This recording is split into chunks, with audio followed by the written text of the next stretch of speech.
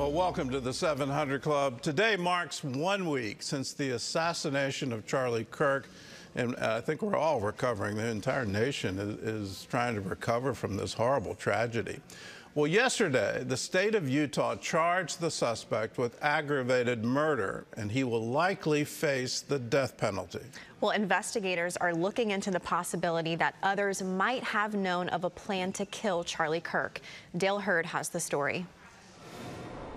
Tyler Robinson is now charged with 7 counts, including aggravated murder, after appearing in court by video.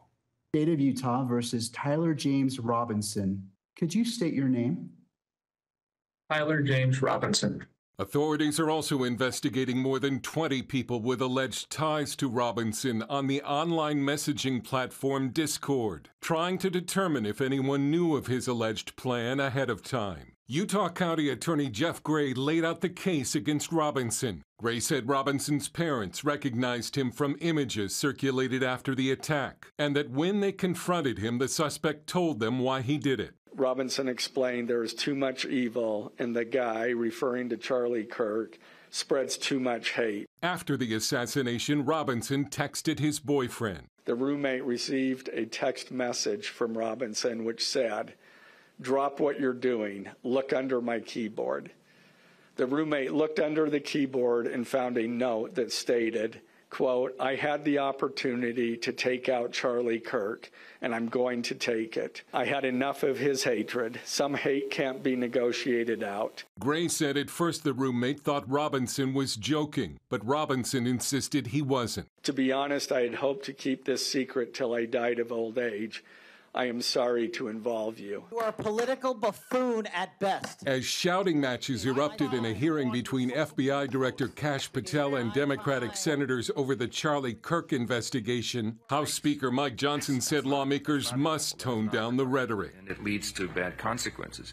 Leaders cannot call their political opponents Nazis and fascists and enemies of the state because they disagree with their policy priorities. Attorney General Pam Bondi stepped into controversy Tuesday when she said this about hate speech in America. We will absolutely target you, go after you, if you are targeting anyone with hate speech, anything, and that's across the aisle. Those comments triggered a backlash from conservatives, with even White House Deputy Chief of Staff Stephen Miller comparing it to the liberal American Civil Liberties Union. Bondi then clarified, saying my intention was to speak about threats of violence that individuals incite against others. Dale Hurd, CBN News.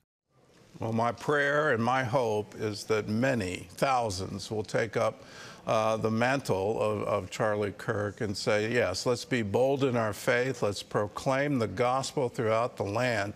But in that, it's a struggle to have your faith in these days. In that struggle, let's not fall into the same trap that seems to be laid for us, that somehow or other we're going to imitate cancel culture, or we're going to call some speech acceptable and some speech unacceptable. One of the principles our founders laid out was the freedom of speech, the freedom of free debate, free exchange of ideas, and in that free exchange, the best ideas always win. Let's trust that. Let's believe in that. But let's also continue to proclaim the wonderful good news. That's the best idea anyone has ever heard. Well, in other news, the Federal Reserve is expected to give the economy a boost today. Ephraim Graham has that story and more from the CBN Newsroom. Ephraim? Gordon, most analysts predict the Fed will cut interest rates for the first time this year. That could mean slightly lower payments on car loans and credit cards. The move is aimed at stimulating the economy and hiring as the job market is slowing. Meanwhile, Republicans in the House are taking action to help the government pay its bills. They introduced a temporary spending bill to keep the government open as a shutdown looms at the end of the month. Democratic leaders are critical of the measure, saying it doesn't do enough to address the high cost of health insurance. Turning now to the Middle East, as Israeli troops move deeper into Gaza City, Prime Minister Benjamin Netanyahu says nearly 400,000 civilians have fled the area. The IDF is opening a second evacuation route, issuing a map showing a corridor to the south, which will be available to Gazans for 2 days.